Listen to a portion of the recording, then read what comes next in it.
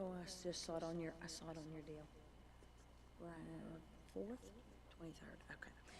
All right, good evening. We'll go ahead and establish, call the meeting to order. We have a quorum, so thanks everybody for your attendance. The next item on our agenda is, ask Sandy if we have any citizens desiring to address the board. We do not this evening.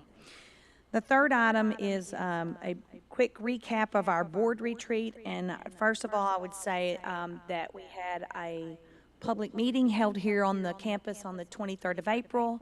And the purpose of that was really to review several long-term goals and objectives that we had for the college and provide the administration with some directives. And personally, I thought it was a great meeting. And did anybody else felt like it was comments about the meeting? And anybody? No? Okay. Okay. All right. So I think we're going to ask Dr. Wallace at this time to kind of give us a summary of the things that we walked away from. Yeah, I won't go into big detail because you were there, but just some directives that you wanted me to look into. There was conversation concerning our continued longstanding quality relationship with Montague County and whether there may be possibilities of some form of tax and representation for that county. So I'll be working with county judges, some of our ISD partners already that we've been working with to kind of bring the board back some more materials on that and information. We also talked about Denton County and the challenges associated with serving a large out-of-district population, and specifically if there's any hope for maintenance tax kind of things there in the future. So what we decided, you all decided to do, is maybe look at what we would refer to more as northern Denton County, as we have Cook County and Denton County sort of beginning to mesh through Sanger and Crum and some of those. So we'll be talking to some of those ISDs specifically about maintenance tax. That's really our only option for Denton County in a taxation way. We also talked about moving forward with our budget, and in part of that conversation was how do we install turf, lights, netting for baseball, softball, payment plan, tax notes. Those will all come to you at the budget workshop. We do have answers to those, but they're kind of an exhausted list, so we'll bring that as a part of that workshop we'll talk about later. There's a board subcommittee in looking at possibility of development or what the farm might look like, and so Dr. Bellows and Regent and Chair Metzler had both said that they might want to discuss some things with county leadership about the future of that area and leading up to the farm and kind of road construction, et cetera. So we're going to be working on that. You asked me to really look at evaluating what I'd call current positions in the organization to make sure that every job, every position fits and is determined to be essential to the college. Also investigating any certain levels of positions that might not longer need to be existing or no longer necessary for the college. We've done some of that over the past few years, as I explained, but we'll continue to bring that with any new budget as well. Some further information that we have provided, and I can report on, our existence of new activity. And what these really are clubs, and some of those are going to be esports, shooting. We've also looked at soccer. They fall under the student service umbrella because they're not NJCAA event or sports. They're not scholarship. They're not given room and board. But we're moving forward under the club sport, or clubs, I should say.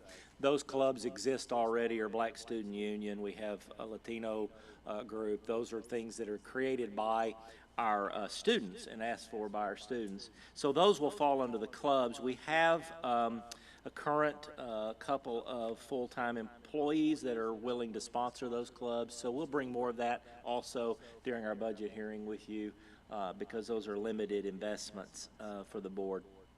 And then moving forward with questions about our major projects in Cook County, specifically the campus, moving forward with maintenance note conversations. And again, in your budget, you will see the answer to several of the questions that we are going to propose to enable us to expand some services in Cook County, and how we plan to pay for those. Those will come at that budget workshop that we'll talk about later, and whether we want a little extended time for that this next year. So those are the takeaways from the retreat.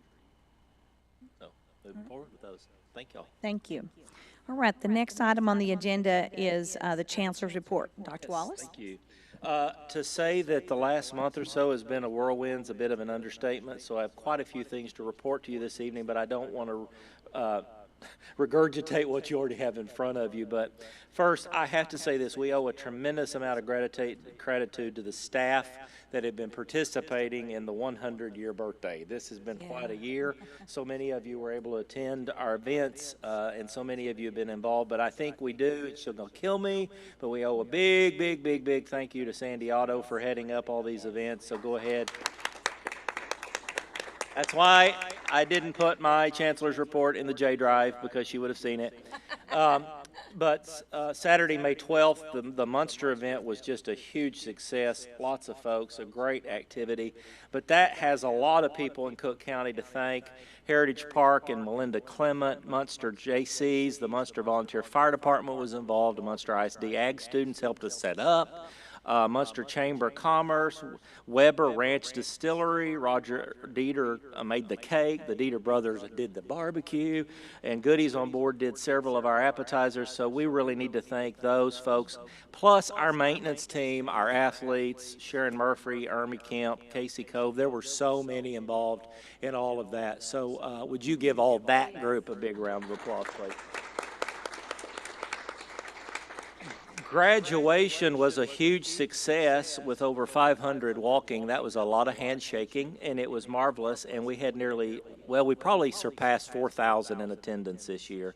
Thanks to Ashley Fleeks, the NCTC Winds, the choir, the faculty, Dr. Singletary, Professor Studdard, so many that were involved in that. All the staff that worked that one big event. Very proud of that event, and thank you, Melinda, you and your team for that. And it was a great celebration of our student success. Now, on to some more what I'd call complicated news. I have to verbally inform the board of some things that you may not or may be aware of. First of all, Governor Abbott on May 8th directed all colleges and universities to ignore President Biden's, unquote, unlawful Title IX rewrite, end of quote. This would be the only new portions of the law. These letters were written to boards and chairmen, not to the administration. You've had that included in your packet this evening, but I wanted you to be aware that we're doing our best to comply with both federal and state mandate, which is really difficult right now. Yeah, that's all I have to say. I've also included in your additional materials the current interim charges from the Texas Senate and House that directly affect us. You've read those. If you have questions, I'll entertain those for sure, but I just wanted you to have those. As you'll see, there are several House items related to the monitoring, though, of really House Bill 8. That's the biggest piece of what our funding model, and one being the most important. Now, I'm happy to announce tonight that the preliminary numbers are showing in projections an additional $965,000, almost $1 million for North Central Texas College. Those projections, given our past completions, I'm confident we can meet, but there were 16 colleges that will receive less money this year than last year, so I applaud our staff and faculty and all the work they're doing there. Also included in the Senate interim charge, there's a little more concerning as we're still attempting to understand the intentionality of some of those charges, to include the review and analysis of structures of governance in higher education, focusing on the role of faculty senates. Also to monitor the ban on DEI policies, and I remind the board we are still in full compliance with all the DEI restrictions implemented in the last session. Also in your packet is a letter from Chairman Brandon Creighton requiring compliance and reporting by NCTC, and specifically you, Madam Chairman, regarding Senate Bill 17 by the date expressed. Later this evening, you will hear more from me about campus free speech and the work being ordered for universities and colleges and our compliance with said restrictions, also from the governor's office. We're also a little concerned about the charge that asks for additional property tax reform that could mean for community colleges. However, in a meeting I had with the comptroller last week, he is ensuring that community colleges would not be a part of that conversation. It would rather be the attempt to eliminate in ISD property taxes, not community colleges, counties, or cities, but more to come there. So there we are. I'm very happy also. I want to bookend with good news, okay? Very happy to notify the board that under the direction of Dean New and the division chair, Emily Lewis, The Board of Commissioners of the of the Accreditation Commission for Education in Nursing has granted continuing accreditation to the Associate Degree Nursing Program at NCTC and not scheduled to evaluate again until 2031. Congratulations to you all. And one final congratulations, we now have to elevate our respect we already have for Jessica DeRoche, as she is now Dr. DeRoche. Congratulations. And then also our support staff began today and this week. They are selling the new 100-year support staff cookbook. If you want like one of those, we'll put that online. Yeah, I believe it's $25 a piece. It's really awesome, and the first few pages are loaded with mixed beverages for your choice. So, thank you, and unless you have questions, follow up any of the data I gave you. That's all I have. Okay. All right. Thank you very much. All right, the next item would be the reports from our committees, and the first one would be the Executive Committee. We did meet on May 15th, and we called the meeting, or the committee meeting, to order, and we reviewed the retreat objectives that Dr. Wallace just summarized for you. We overviewed the agenda for this meeting, legislative updates that you'll be hearing more about, and then bond tax conversations were had, and then we talked about the compliance with EDI, and then we're going to set a time here a little later in our meeting for a June budget workshop if the board desires. We adjourned at 8:45. So the next one would be the Finance Committee. Christy? Finance Committee also met on May 15th. We discussed an update on the PARS separation incentive. We'll get a full report to the board on that in June. We discussed the preliminary property values in the county. They are up 11%, and discussed impacts on our tax rate, which we'll discuss at next month's budget meeting. And then we also discussed the tax notes, how we're using last year's, and the opportunity and possibility for additional notes. We reviewed March and April financials, and then we adjourned. Okay. Thank you very much. How about the Building Committee? Mr. Graham? The to-date costs, the project costs, all the costs associated with the Medal of Honor project is coming from state funds and donations from the Medal of Honor Committee and the City of Gainesville. The project is in budget. We have about a $98,000 contingency. And the schedule has been modified due to some design features and some other things where we were able to add back into the project due to new tax funds. And also it moved out just a little bit due to weather delays. The new substantial completion date is October the 4th. We also reviewed the museum consultant's preliminary design and the features and exhibits. We also discussed the tax notes and the progress we have on that. The current project list has about 17 different projects. 7 of them are completed. 6 of them are still in progress, and 4 still need to be completed. It started, and all should be done by the end of August. When we began the projects, when we began, there was about $2.5 million worth of tax notes, and we've spent about $2 million of it. We also reviewed the potential for future project lists if we are able to get another tax note. And we also discussed the farm. We reviewed the board policy that applies to the sale of college-owned property. Under that policy, it requires us to publish a notice to general public to offer the land for sale in the newspaper or general circulation in either the county in which the land is located or in any such newspaper in an adjoining county. And we suggested that we follow the same procedure we did on the last college-owned project we had in Love County a few years ago. And then we adjourned the meeting at 5:10. The Student Success Committee, and since Mr. Henderson is not here, Lisa, do you want to comment? Or okay, thank you. So we met this afternoon prior to this meeting. Our staff gave us updates on the student success with the Archways to Opportunity, in which McDonald's and Cook and Grayson County are offering tuition assistance for their employees, which is showing signs of success.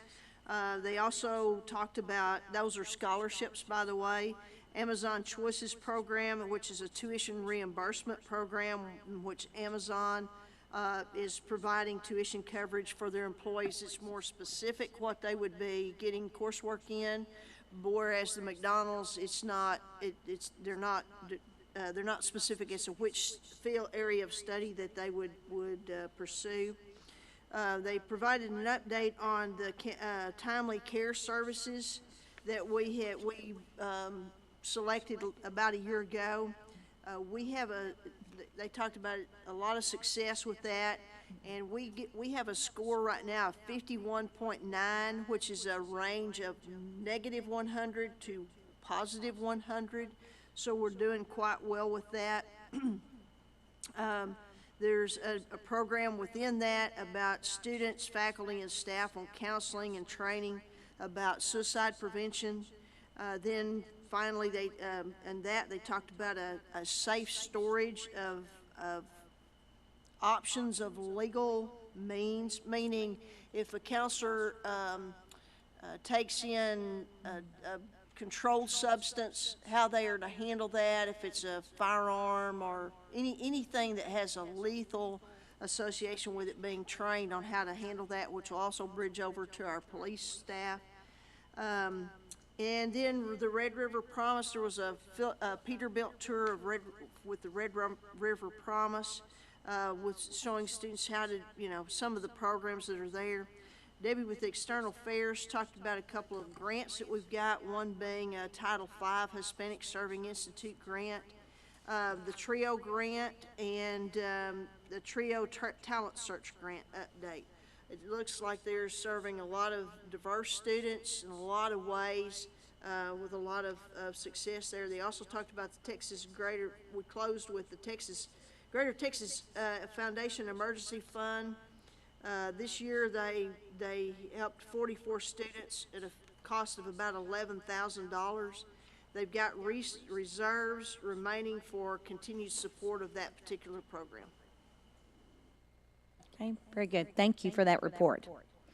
All right, the next would be reports from the staff, and the first one is the finance report. Dr. Miller. You'll find in your packet that there are financials for the past 2 months, for the month of March and the month of April. And I would like to highlight a few of the items that are included. If you can turn to the April statements as the most recent statements. The first page of that report is the Statement of Funds report. And I just had prepared a few numbers to piggyback on what Regent Grime previously discussed about the Medal of Honor Museum. I thought I would point out to you, as you can see on the bottom row on that statement of funds, it shows that there's an ending balance at the end of April of just over $4 million in that account. I wanted you to just understand where that balance comes from. We have received 3 separate appropriations so far from the state for $2.5 million. This is the 3rd consecutive year we've received a $2.5 million payment. So that's a total of 7.5. In addition to that, we've received about $450,000 from other local entities that are helping with the project. And we've also received about $375,000 worth of interest earned on those appropriations as we have been waiting to spend them through the construction process. So that's about $8.3 million of revenue. And please remember as well that we're going to get a 4th appropriation from the state in September. So there'll be another $2.5 million coming there that will be very important for finishing out the project. But we do have so far $8.3 million of revenues, and we have spent approximately $4.2 million on the project so far. You can see when you drive in, a lot of progress is being made, about 6 months away from completion. But that's where you get that $4.1 million balance. But all those essentially, the vast majority of those funds are all coming from the state. The second thing that I wanted to call your attention to, if you'll turn back about 3 or 4 more pages to the cash flow report,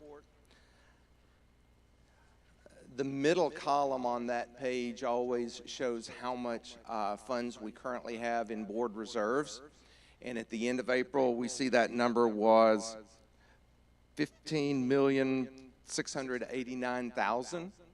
And I just wanted to call your attention, if you'll move back 1 year up that chart, and you'll see it was basically at 15 million 1 year ago. So that's about $700,000. And honestly, that's all interest earnings that have come in over the past year. And I know these numbers are going to be relevant to an agenda item that you're going to have later on. So I wanted you to see what the board reserves are and how those reserves have changed over the past 12 months. In the next page over, just something that was of interest to me when I was going through these statements. When you look at the investment report for the month of April, I was just perusing the line there for interest rate and thinking how things have changed over the past couple of years.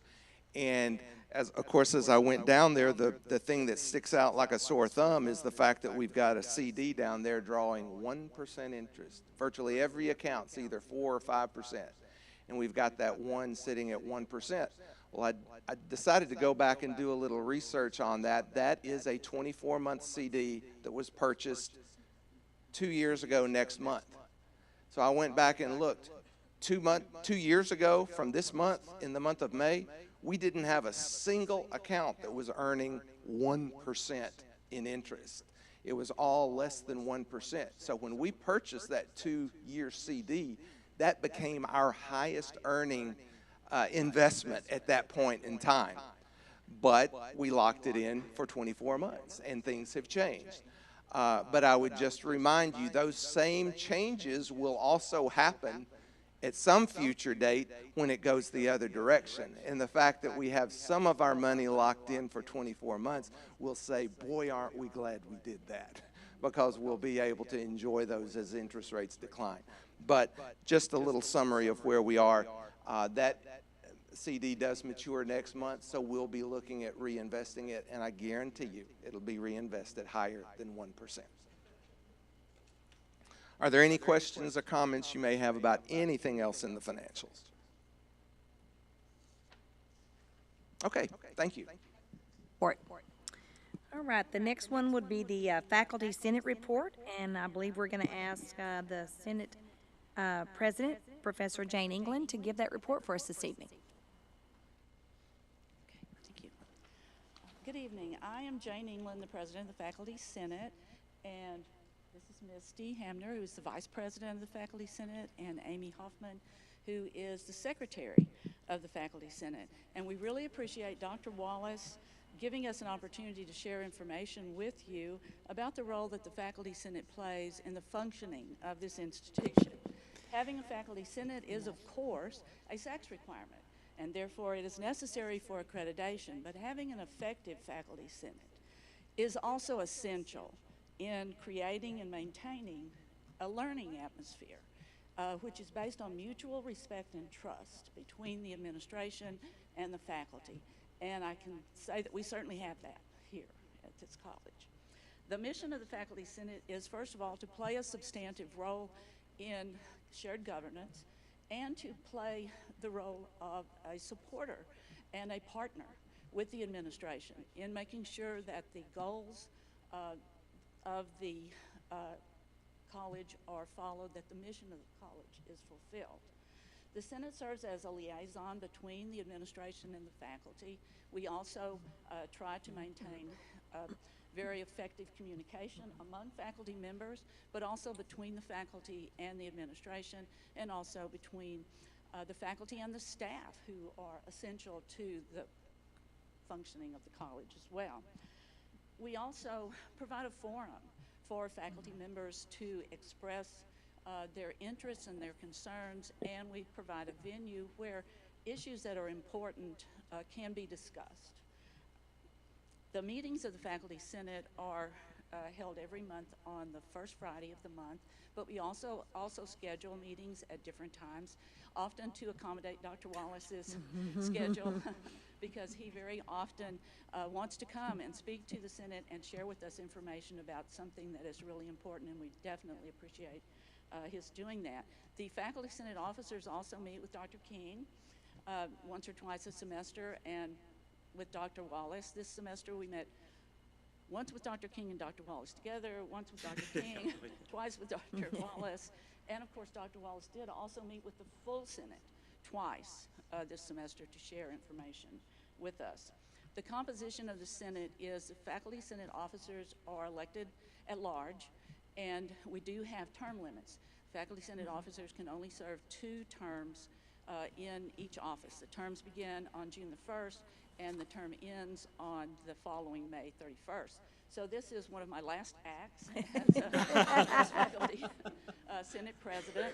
My second term is going to end at the end of this month, but we're in safe hands. Misty is going to be the new Faculty President. Amy will be the Faculty Senate Vice President, and Doug Elrod has been elected to serve as the Secretary for this next year. There are 27 senators, and the number of senators is based on each division's number of full-time faculty. And the divisions choose their senators in any way that they see fit. There's no organization that we force on them or tell them you have to do it this way. They choose. Also, because of the very important role that adjuncts play in making contribution to the success of the college, we have 4 adjunct faculty senator positions. In order to nominate, vote for, and serve as an adjunct senator, you have to be an adjunct. And so we're very, very lucky to have very involved adjunct senators who are willing to step up and do that. The library, of course, also plays a really, really important role in supporting the faculty and supporting the students, and so librarians also have 1 senator. And so now I'm going to turn this over to Misty. To Amy. Amy. Who will share some more information. I just wanted to talk about some of our accomplishments that we've done for this year. And so we recommended as a Senate 3 faculty to the Strategic Planning Committee. We've pushed for more resources and pay for adjunct faculty. Adjuncts did receive for the first time per diem and mileage funding to go to the 2024 TCCTA annual convention. And Dr. King is taking forward a suggestion to recognize a long-serving adjunct faculty. We worked with various administrative offices to update HR forms and policies. We created a flex-based survey and sent it out to full-time faculty to see their thoughts on using flexible office space and to just use office space in a better way. And primarily, then we discussed that data with Dr. Wallace and Dr. King. We created a 2-hour safety and security update session with NCTC Police Chief Nicole Shaw, IT Services Chief Information Officer Denise Kaysen, and IT Department Director Glenn Harrell. The presentation focused on how the police department and IT work to protect us on campus, all of us. And other topics, right, included what should we do in certain situations, right, who should we contact, right, should we call for help, and additionally how to use the night lock on the doors, lion alerts, alertus, and the desktop panic buttons. We also pushed for more consistent and clear protocols for safety and appropriate safety signage on all campuses, and worked to get issues that were brought to the Senate into professional development or in-service sessions for faculty in fall 2024. And I'm going to give it to Misty. Thank you. So one of our major things that we do is communication. So communication from the faculty to administration, communication from administration to faculty. So the natural question is, how does that happen? Because there are all these faculty out there, how do we even know what's going on? So with having senators in each of the divisions, most of the divisions will ask for faculty senate updates, as well as ask the faculty members, is there anything that you would like to take to faculty senators? So sometimes things come up in meetings like that. Sometimes they come directly into a faculty senator's office and tell them, hey, I'm having an issue with this.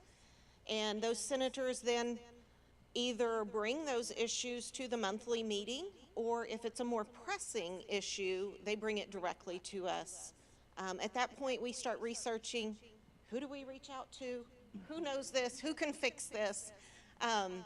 We try to be careful to make sure that we are going to, the appropriate people. We don't want to just run in and be like, Dr. Wallace, I couldn't get the copier to work the other day. So we make an effort to go to the appropriate places so that we're not wasting anybody's time. But I will say, there are times when we don't know where we're going, and at that point we go, hey, Dr. King, who do we take this to? So the senators communicate those issues, concerns, resolutions, general information in our monthly meetings. And then our senators take that information back to their divisions in the division's monthly meetings.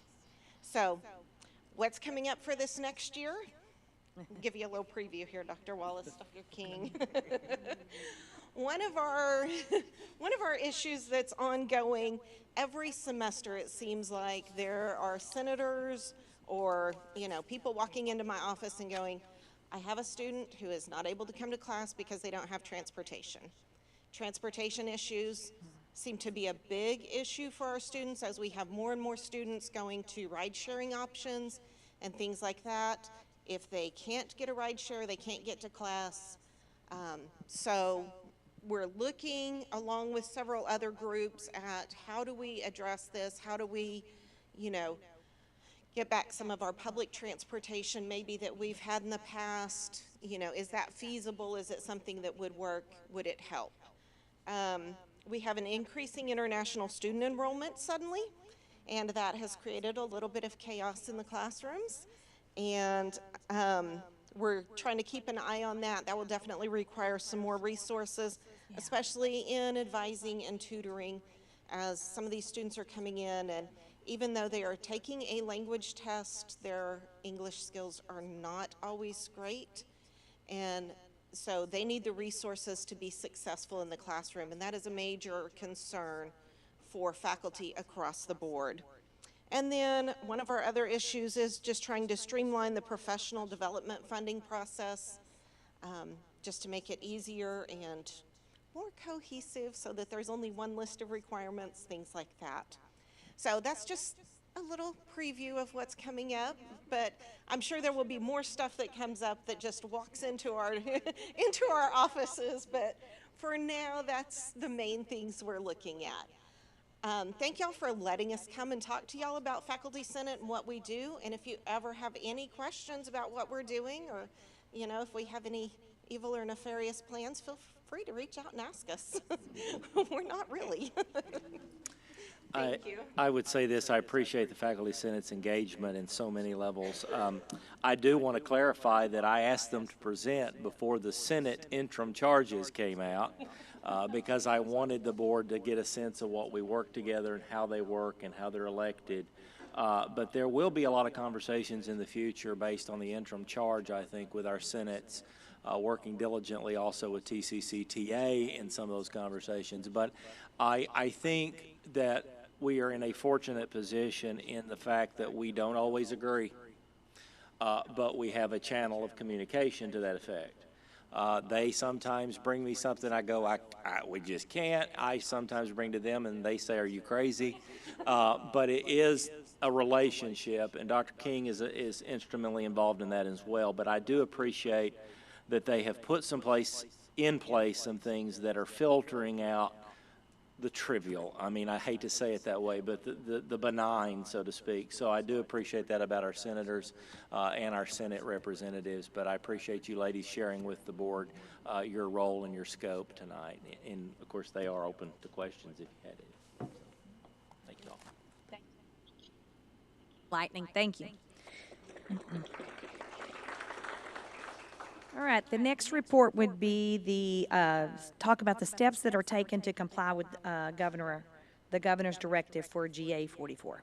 Dr. Wallace. And this is in your packet, and so I don't want to read it to you, but there are some things I am required to read for you. On March 27th of 24, Texas Governor Greg Abbott issued Executive Order GA 44 relating to addressing acts of anti-Semitism in institutions of higher education. The report serves to provide evidence to the board, this report you have this evening, that we are in full compliance with this order and must notify the governor's office and staff within 90 days. That final report will come from you, Madam Chairman, and to the Governor's Office Budget and Policy Division, and the above actions have been taken that are listed for you in bullet form to include documentation showing the new policy document. Any enforcement actions occurred based on that. We also have additional procedure. None of this is policy. These are procedures for acts of anti-Semitism. We have also, as a college, defined anti-Semitism as meaning a certain perception of Jews that may be expressed as hatred toward Jews. The term includes rhetorical, and physical acts of anti-Semitism directed toward Jewish or non-Jewish individuals on their property or toward Jewish community institutions and religious facilities. Examples of that are included in the Holocaust Remembrance Alliance working definition of anti-Semitism that was adopted in 2016. You have it before you. You also have the governor's directive. There is no action to be taken by the board. Rather, this is just our notifying the board officially of our compliance. Thank you very much for that report. All right, the next agenda item is the consent agenda item. Are there any items by any board member that needs to be removed for consideration independently? Item A through F at this time. Anybody have any? Okay. Yes, please. On the academic calendar, Yes. so, Dr. Wallace, do you have any specific changes that you'd like to let us know about, or any of that? We can. We have, the academic. You want, wait a minute, we want to take that out. Let's take that off. So you're suggesting that we take D off of and talk about it independently for discussion? Is it C? Oh, I'm sorry. Which one is it? Oh, you're right. I looked at the academic calendar update. Yeah, E is adopting the 24-25 catalog. So if Do the you want question, C? is about the academic calendar, that is an update. I mean, it can be just very, very skinny. It can just say, do we have anything we need to know about the academic, the catalog, I'm sorry, the catalog. Okay, Oh, that's my catalog. problem. Okay, the catalog. Or things with no Okay. calendar. Okay, I got it. That's C. Sorry, I'm so sorry. The catalog. Catalog, item C. The catalog that we should know about.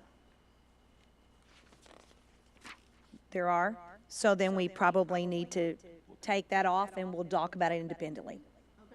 All right, so we need a motion to approve A, B, D, E, and F as part of the consent agenda items. Is it the addendum of the current year, or is it the new catalog? There's two. Catalog. The new catalog.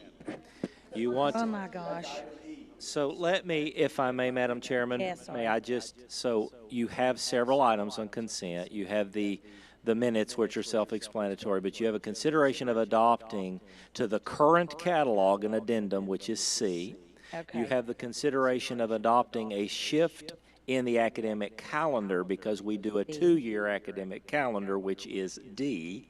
And then you have E, which is considering the adoption of the new 24-25. Yeah. So I think what you're asking for is perhaps the new catalog, Dr. Bellows. Is that correct? I will make a motion that we approve items A and B on the consent agenda and then consider further discussion of the remaining items. And that should cover all of the catalog. 1, 2, 3. Personnel, Lisa. I don't know, do we need to talk about personnel? No, I don't have any reason to talk about personnel. There, I didn't see anything. Okay. So I'll add A, B, and F. I would like to make the motion that we accept A, B, and F, but omit C, D, and E for further discussion. Okay, we have a motion, we have a second. Second by Erica. Additional discussion? All those in favor signify by saying aye, raise your right hand. Aye, opposed, motion carried. All right, we'll start with item C. Dr. King.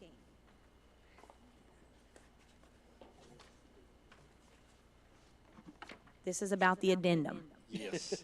Okay. I was looking at an older agenda, so I apologize for being off on my lettering. So the item C, consideration of the 23-24 catalog addendum.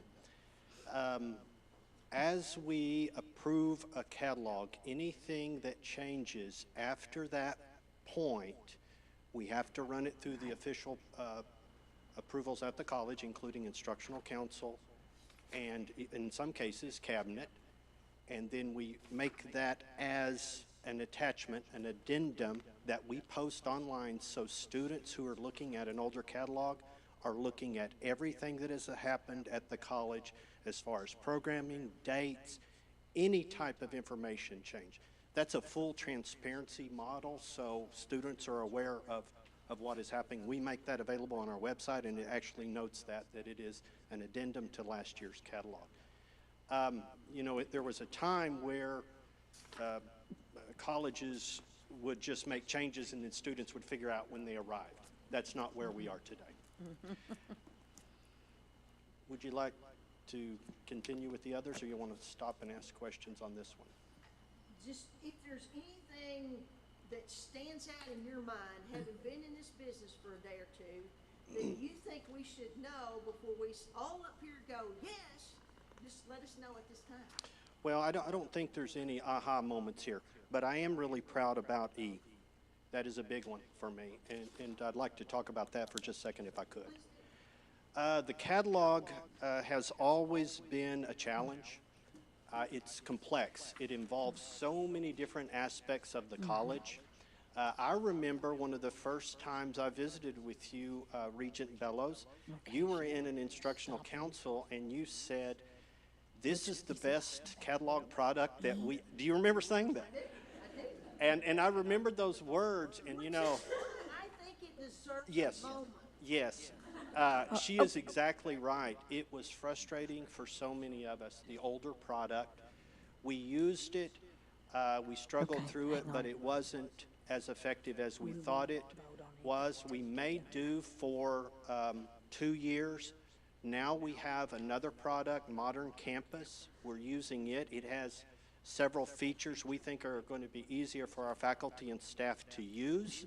We think it also, it has some information in it that students, once we get it fully deployed, students will be able to look at programs, and it'll show career information that'll populate for them. And that's what the state is really mandating, for us to have information for students so they understand what these jobs mean as far as career opportunities and salaries. So Melinda and I and our teams, we work on this quite a bit. We think we found something that's going to answer that question you posed so many years ago. And it is, Dr. Wallace asked earlier in the day, when did we turn our catalog into a novel? Because it is very lengthy. But he asked us, he posed a challenge to us, and he said, let's try to make it easier for students to access information. We believe that the new catalog will deliver that. I'd just like to say to those of you who worked on this, thank you very much. Let's go ahead, before we get too far down here, let's go ahead and approve the addendum, item C first. Then if you have additional comments about item D, no, item E, we'll take them in order. So do we have an approval for item C at this time? A motion to approve item C? I'll make that motion. So, motion by Christy Morris, do we have a second? Dylan Ott was our second. Additional discussion for item C. All those in favor signify by saying aye. Raise your right hand. Aye. Opposed? Motion carried. All right, item D. Dr. King, do you have some discussion on item D?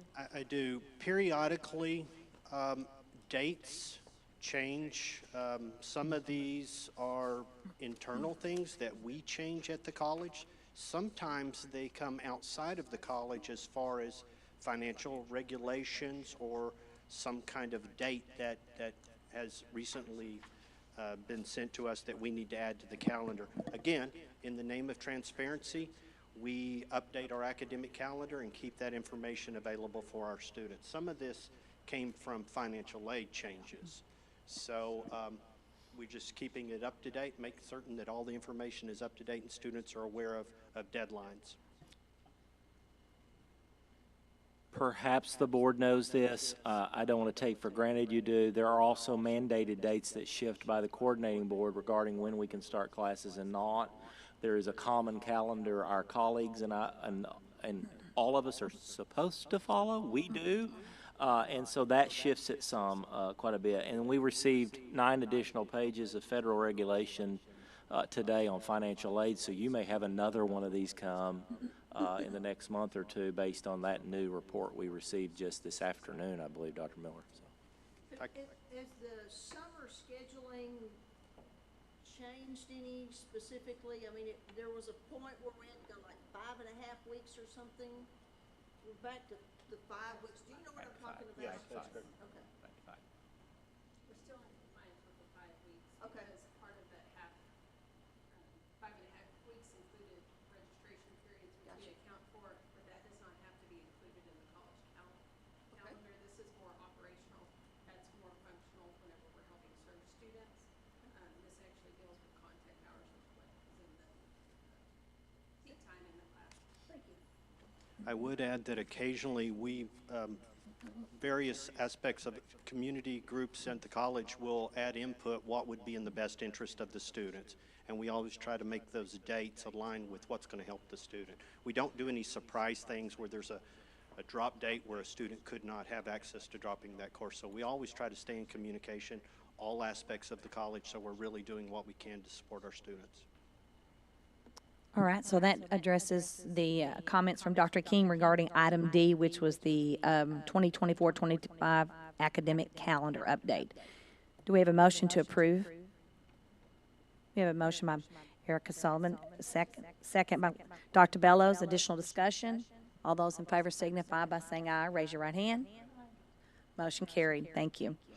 All right, the next item would be the catalog, and Dr. King, I know you made some statements earlier. Do you have additional statements you'd like to make about that catalog? I do not. I'd just be available to answer any questions.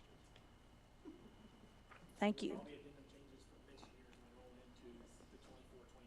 Yes, that is correct. No other changes that you're aware of to follow? No, this but it time. seems like once we get something approved, then here we go. There's something. Well, no, we really tried to push people to let's do this at one time so we can simplify, but still yet things do happen. Yeah.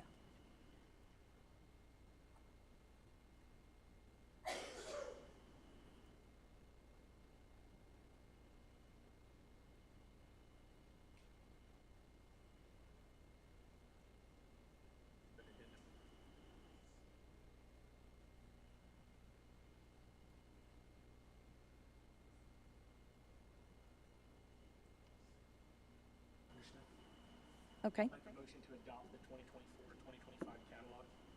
All right, we have a motion by Dylan Ott. Do we have a second? Second. Second by Mr. Grime. Additional discussion? All those in favor signify by saying aye. Raise your right hand. Motion carried. Thank you. All right, so we got through the consent agenda. Very good. All right, the next is item number 7, which is the consideration of contract renewals for full-time and faculty for the 2024-2025 year. Dr. King. Okay. Madam Chairperson Metzler and Board of Regents, thank you for letting me bring this item for you tonight. It's that time of the year where we look at, each spring we consider renewal of full-time faculty contracts. You have in your board packet that list, and the administration recommends the listed faculty for contract renewal for the 24-25 academic year. And I'm available to answer any questions you might have. All right. Okay, so we would entertain a motion for the approval of the full-time faculty for 2024-2025. A motion by Dr. Bellows. Do we have a second? Second by Mr. Ott. Additional discussion? All, yes.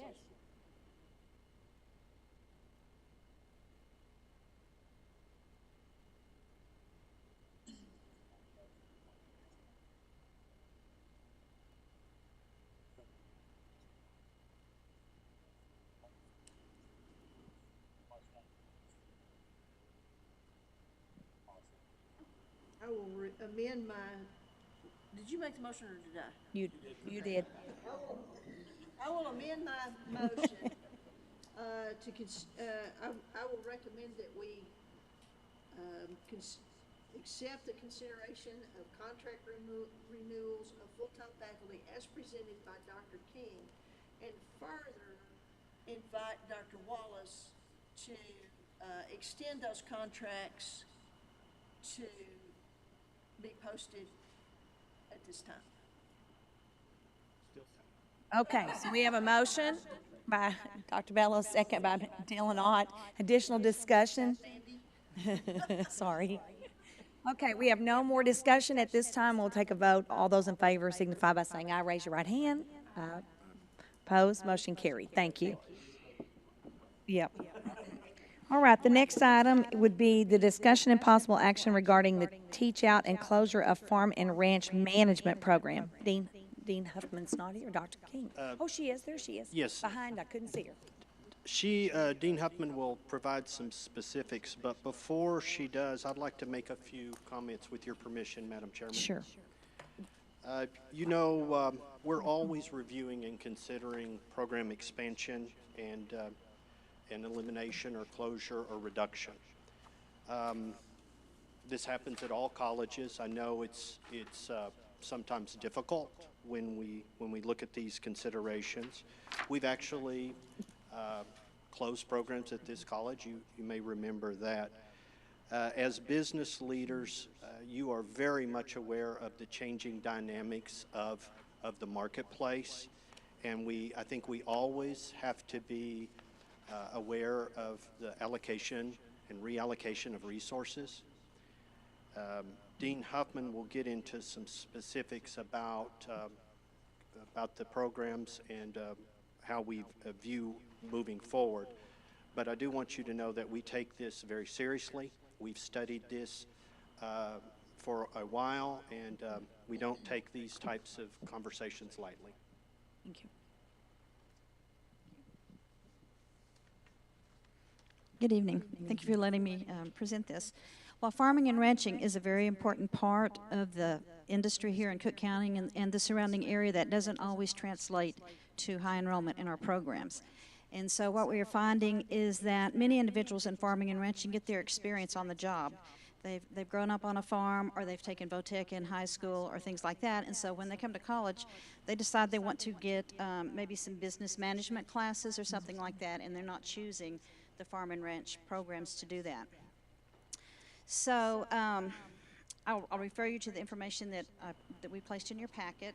In fall of 23, we had 21 unduplicated students in the program, and then in spring we had 15. And so 2 of those students from the fall actually received their certificate or degree, and then the other students just didn't return in the spring. And that's kind of a trend with our enrollment. It's not real steady there. And then the coordinating board actually identifies a program as low producing if it has fewer than 25 graduates in 5 years. And then it also identifies it as a program of concern when it does not meet the minimum standard of graduates for 3 consecutive years. And so we also use this as our benchmark for completers. So if you look at the chart for the academic years 2018 through 2022, you'll see that there were 20 associate degrees awarded. And during that time, outside of 2018, when there were 7 graduates, the benchmark of 5-year graduates has not been achieved. It would be an average over the 5-year period of 4. If deactivation is approved, the new student enrollment in the program will be suspended and a teach-out plan will be implemented. A schedule will be developed based upon the courses the current students need in order to complete their certificate or degree. And I've been working with Danelle Wolf, our division chair, and we have already reviewed the advising worksheets of all of the students that are currently in the program, and we know what courses they need to complete their certificate or degree.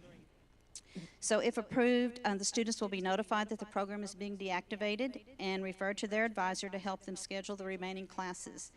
And then we will work closely with advisors to make sure they have all the information they need to assist the students, because we want our students to be able to complete their programs with minimal disruption. Are there any questions? Ms. Huffman, what says the advisory board of the Farm and Ranch program? It's my understanding the advisory board has not met recently. Since last, it was last, A month, 6 months? Dean Flushy, when was the last? They met in fall. So the advisory board has not been informed of this decision? No, Or this recommendation? no. Madam Chair, I have a strong concern, and here's my concern. Over the past 20-plus years, there have been significant investments by members of this community into scholarships and excellence funds for the Farm and Ranch program, specifically for the Farm and Ranch program. So so I am concerned, maybe we refer to Dr. Wallace, but I'd like to hear of a plan to equitably and ethically honor those investments in this program while we're considering taking it away. So, a couple of things. We typically have notified advisory committees after the board has given us permission to move forward. And so what you typically do, because you are the first determining factor of it, so once this would happen, then we'd immediately call an advisory committee and have that conversation with them and say, here's the teach out program, here's those things. Secondarily, we can report to you, and Debbie, you could even give us that date if we need to, on the Ag Excellence Funds, the Equine Fund, the horticulture, those specific gifts. If you'd like to hear that this evening, we could give you some insight there into at least where they've been designated to this point, if you want to cover some of that. Ag Excellence Funds, their current balance is $81,003. However, when I reviewed the trust, it does give the flexibility, not just for the farm and ranch, it does allow us to use it for horticulture, equine, and the other ag-related. That was a term that was used in all of these excellence funds, so that there is some flexibility there with the excellence funds. Are there scholarships?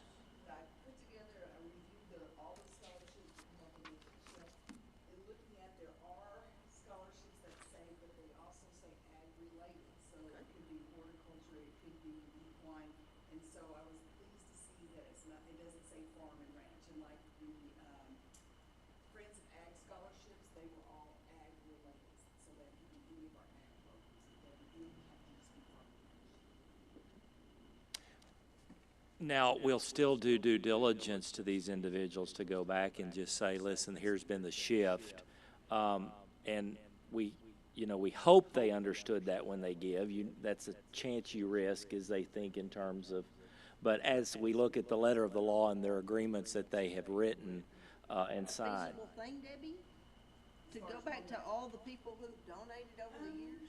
I mean, some reports have passed, so that's not going to be, but Dr. Wallace is correct. In our trust agreement, it does make a statement that if we're not able to award according to this, we will award closely as we can. And so if they were in the trust agreement that said, like I said, all of them say ag-related, but if we had no ag programs, then We'd have to go back.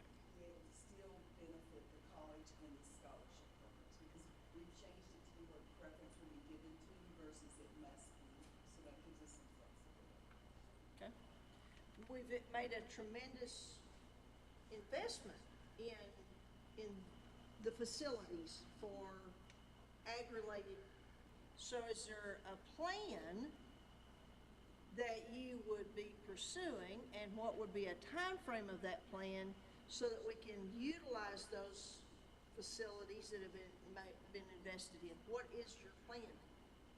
So Dean Huffman can give you, or Dr. King, either one. We are moving forward on a veterinary technician program. The vet tech program takes a little longer than a normal certificate program because of the legalities associated with large animals, and it's a large animal focus. There are other colleges that have small animal focus, but we don't believe regionally that that's an appropriate approach. We think that it's better to keep to large animals because that's a real need right now. And so we are in that process. They're in the process right now of investigating the accreditation, not a SACS accreditation, but you have to have an additional, how do you handle animals, how do you through, and I can't remember the department it's through unless, I think it's Department of Ag. Yeah, and so you have to have a special, so they're in the process of writing to that. Our chair was not able to be with us this evening. She's been elected to a board, but I know that she is working on that specifically as well. But there is a program to come. There's still the ag program itself. There's still equine. There's still all those others that we don't plan. They have good graduation rates, good completion rates. There's some other programs that we'll be looking at corporately that are focused on the high demands occupation list as well, that will feed back to the ag program a lot more completion dollars under House Bill 8 than has been in the past. But they're in that process right now. So the plan is these monies would still stay that have been budgetary. They have to stay in there anyway because you're teaching out. And there's then a plan for veterinary to be brought as soon as we get the details of the timeline from that third-party accreditation. Dr. Wallace, is that typically like years to do? It's a year. A It's year. a year. Approx. It's almost as bad as being a nurse. Yeah. As far as the timeline and the accreditation People would piece. say it's And as so, important. well, and honestly, sometimes you can work on, well, anyway, that's a whole other rule. Vets can work on humans and humans can't work on animals sometimes. But, yes, I think by this time next year, it'll be in the plan for establishment and be able to move forward with budgeting for that. But, we're excited about it because it's really high demand. It's needed. And I am excited on the last iteration that general ag programs and some of the details have just been published on the high demands occupation list. I was concerned because we've been put in the comptroller's regions rather than our regions we're accustomed to that would disappear. It did not. There is still enough influence of agricultural industry, even in Dallas and Fort Worth, that we have some nuances. So that just came out recently to where Dean Huffman, Dr. King, and the team can look at that and go, okay, here's some high-tech agriculturally related that we can use our center for here, and that'll come to you as well. Have your staff, the people that work in the ag department, what's their reflection? What's their action or reaction to this? The reaction, obviously, they're not happy about it. But we will be, the ag teacher, the farm and ranch teacher, we do plan to give her a contract at least for one more year to teach out, and if it's warranted for the next year, we will as well. And does it impact equine or No, horticulture? we looked at that. There are courses that both the programs share, but the majority of the students are in equine that are taking the other programs. So like this semester in one of the I guess there's 3 of the courses that are for fall, they have already made with between 15 and 20 students, and only about 4 of those students are actually farm and ranch students. The others are equine and others. So it won't affect those courses if they share. We don't foresee it doing that.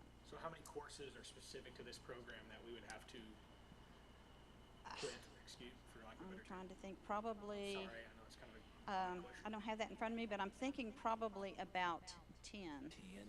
Yeah, about 10. Well, and it's 10 complete curricular courses. That doesn't mean you have the 10 to still finish the teach out.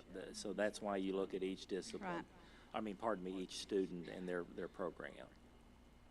And what we try to do, folks, and I don't know credentialing off the top of my head, but what we always try to do too when we eliminate programs, we often try to say the next program iteration keeps you from having to not renew or miss out on staffing, because we don't know what we'll be working on. And what we try to tell our faculty involved in teach-out programs is at the same time be looking at what could be that next program that is cutting edge, that will draw in, that you could help us create. So there's always that conversation that will be had with those people as well. All right. Thank you. Yes. All right, additional discussion about that at this time? I guess not. All right, so we'll take we'll need a motion to approve the action to teach out and the close of the farm and ranch portion of the ag department for It's just a teach out. just a teach out program. They're all- Yeah, till all the students are completed. Do we have a motion? We have a motion by Christy Morris. Do we have a second? second by Dylan Ott. Do we have additional discussion at this time? No? Oh, all those in favor signify by saying aye. I'm going to abstain Okay. because I think ethically I should not express a vote on this, having been a chair over that program in my last year of employment here. Okay, so we have a motion second, and we had 6 no, 0, and 1 abstention. Okay? Thank you very much. All right, the next item will be the discussion and consideration of funding the OER faculty work from board reserves. So the board, as Jared comes forward, please. The board had asked at the retreat, one of the things you were excited about was the work that's been done with open educational resource material. And so, ironically, they had been working on that anyway. And so one of our faculty, Jared, is here to present that to you for consideration. Well, thank you all for letting me speak with you today. I am very, very proud of the work that NCTC has done so far in regards to open educational resources. Over the past few years, we've saved students several $100,000 in textbook costs. And we've been able to maintain highly accessible, high quality, rigorous courses using open textbooks rather than traditional publisher textbooks. This is work that it impacts not just NCTC, but goes beyond NCTC, because we publish these courses in databases online for other faculty at other institutions to use.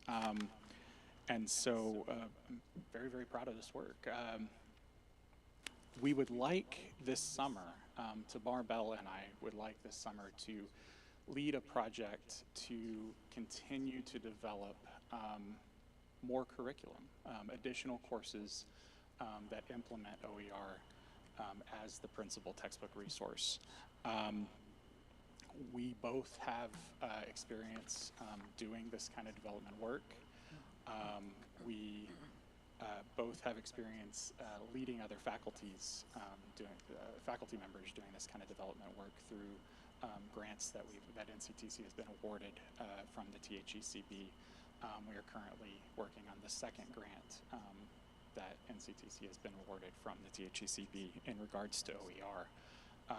We would offer these faculty members our support, our guidance, resources to develop these courses and to have courses created by the fall that will not cost students additional money for textbooks.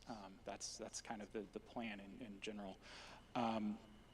The project itself really will be 2 phases. The first phase is this summer, over the summer 3 terms, so June and July. Faculty members will be developing these courses, implementing OER that they've chosen into the course, and then for phase 2, which will be during the fall 2024 semester, faculty members will pilot these courses, and they will also have them reviewed by external peer experts from other institutions for both rigor, quality, and the general usefulness of that course. Over the winter, the faculty members will revise those courses, and our goal is by spring of 2025, we will have several new courses developed using OER materials that can be used by any faculty member that teach those courses at NCTC, but we will also publish them under NCTC's hub on the OERTX database for other faculty members at other institutions to use.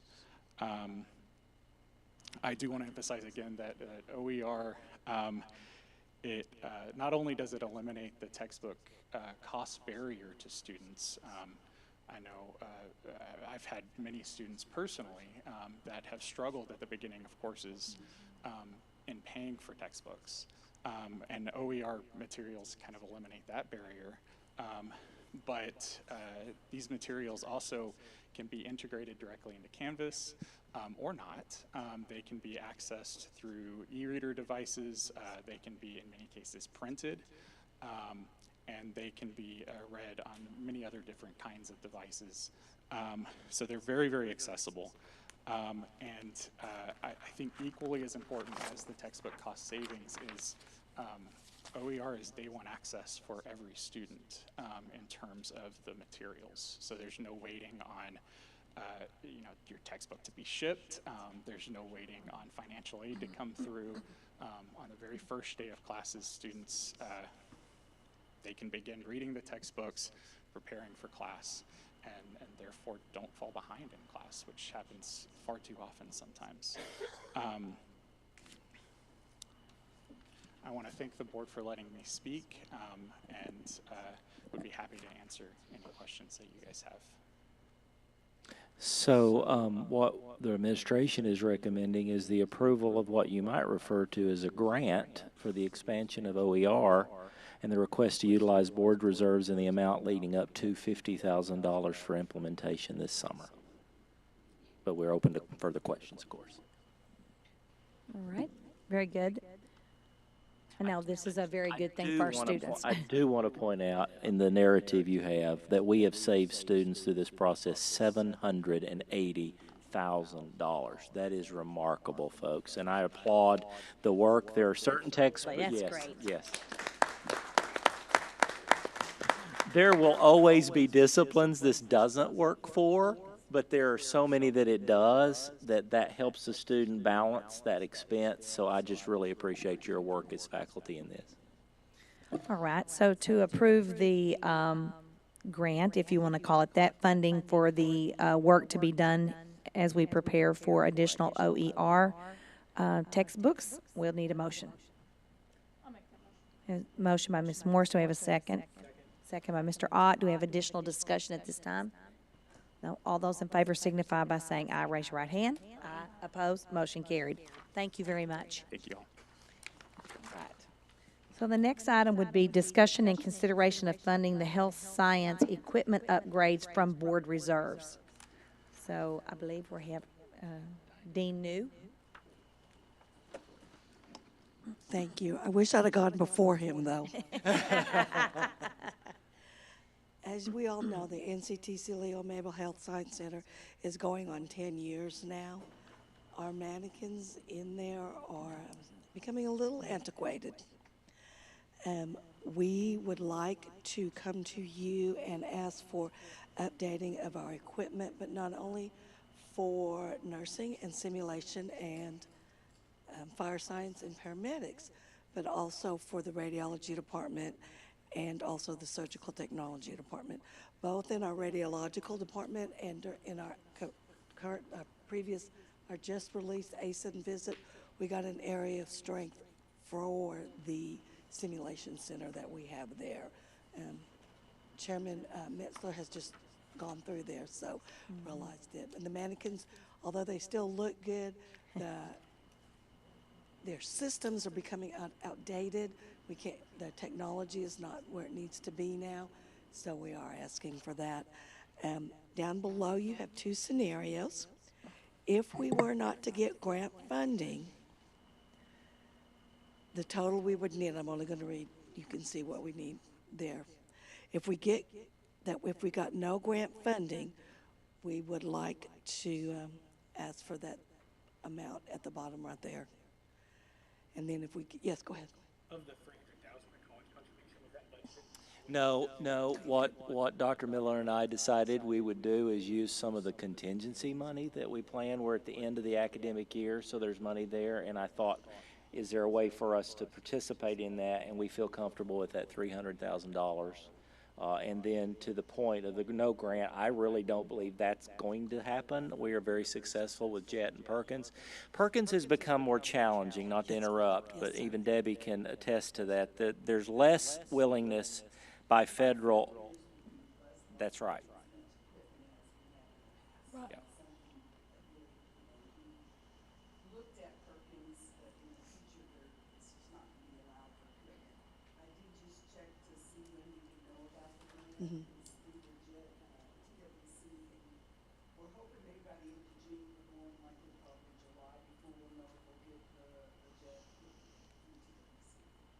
And we'll have to be careful. We will make sure that our calendar matches that, because you cannot expend an expense for you and then reimburse ourselves. That's supplanting, so we would wait to see if we get the grant. If we did not get the grant, then we would spend those. That's why we're coming kind of early to you to say we may have to have some flexibility this summer. One of the other challenges associated with any of our technology that Denise can attest to is we have new federal and state regulations that any technology within the college that is no longer able to be updated, its software cannot be at the college. So that's phone systems in the next year. That's several other with DIR restrictions. So that's another thing that's a challenge for health sciences to stay cutting edge. And but what we're asking for basically is a price not to exceed the $778,642, but hoping we receive the grants would enable the board reserve only to be $425. Right. But your motion this evening, if you support this, would be to spend no more than the $778. Orla, what'd you see when you went over there? As she said, they look good, but I also understand the technology that is definitely behind the scenes and working, because it's just quite amazing, and it's super important for those students to have access to that kind of training and education here on our campus. So I totally. And we'll be out of compliance if we don't get it. Correct, yes, Yes, according to yes. Dr. Wallace, absolutely. The other thing I've asked, the other thing I asked Dean New to help us with, it's kind of an odd scenario. When we went in with a brand new facility, you go in with all the new technology at one moment. So you don't have a scale like we do for computer labs where we go, okay, we'll replace this every 3, every 4, every 5. We'll be working on a replacement schedule now for health sciences where we have fresh again, but we may update something that's only 4 years old. But in order to get in that rhythm like we are with other IT, because right now it's more expensive than had we not purchased it all at once. I mean, so the goal is not to come back and ask for 13 ever again, but to ask for 2s and 3s and 4s. and hopefully in that case either grant or budget for those. Correct. It's an easier budgeting item. Yes. I personally think it's a good investment. We have to have it. We want our health science, you know. And if you remember Dr. Miller earlier in the evening, the interest earned has been about what we're asking for. So, but, you know, we always try to look every year as well at the end of the year for contingency monies or anything that's left. We've been known to put some in, and we will be looking at that. But we have not come for a board reserve request in a long time. Yeah. Are there any specific questions to anything? I know we kind of lumped all the equipment together, but if you have any specific questions about any of that? Are they for fall?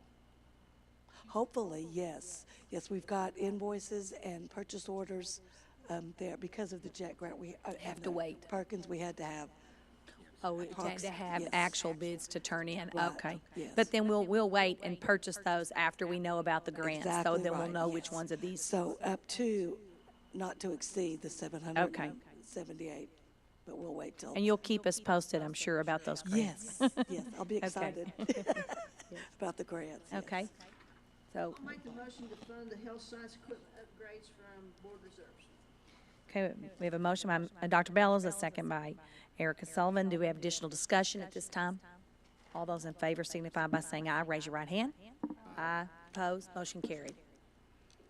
Thank you very much. All right. Get back over here. It's a big night tonight. All right. I believe at this time that we do not have need for executive session. So we'll skip right on down to item number 9, which is discussion and, oh, no, we don't have to do that because we didn't have executive session. Number 10, announcements. So we do need to talk about a budget workshop. In the past, we've had, when we didn't have House Bill 8, there were a lot of less changes to the overall budget, I would say, than there are, it seems like now. So I wanted to see if there was an appetite from the board to, instead of doing it just an hour before a regular meeting, to have another meeting that was more in-depth, so we could go over it quite heavily, maybe not line item by line item. Dr. Wallace, you want to? Well, no, there's just a lot of updates I can provide the board on the details of House Bill 8. In other words, how many of our dollars are coming from the completion of certificates, how many are coming from OSAs, how many are coming from ICLCs, how many of our socioeconomically disadvantaged, and that's what's driving that additional Absolutely. almost $1 million coming to us. Plus, there's just, at the retreat, you all mentioned maybe the ability to have a little extra time. I mean, I'm not saying you need a day per se, Right. but do we meet at 4? Do you want to meet? That's what we're looking for guidance. Right now, the board meeting is scheduled for, I believe, the 24th, the last June Monday. 24th. The last Monday of June, but we could extend it either direction. Well, Okay. it's at the purview of the board. You have a finance committee to do that, and could other board members go to the finance committee and ask questions? Oh, yeah. Yeah, you can only have 3. Can't have a quorum. So we will review the budget before anyway, but in case there were more detailed questions by individual members that weren't on the finance committee, we wanted to offer additional time for the budget workshop. We typically allow for an hour, right? That's what you've done. Yeah, that's what I thought. So is an hour okay, everybody? Yeah, we did. It was. Hour and a half?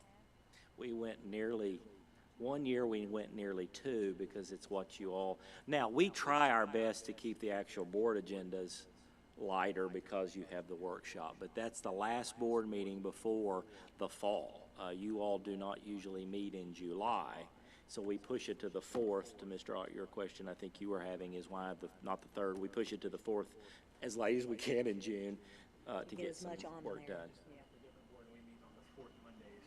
Oh, Well, and we're up to, I mean, if we need to, we can be ready by the 3rd Monday.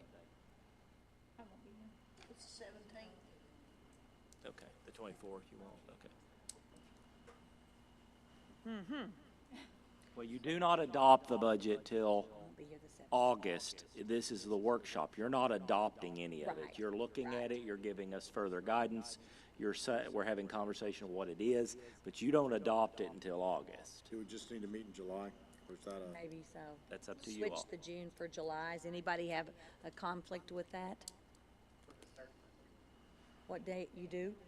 I would prefer the 3rd Monday because I just have other things to Okay, so what's the 3rd, 15th of July?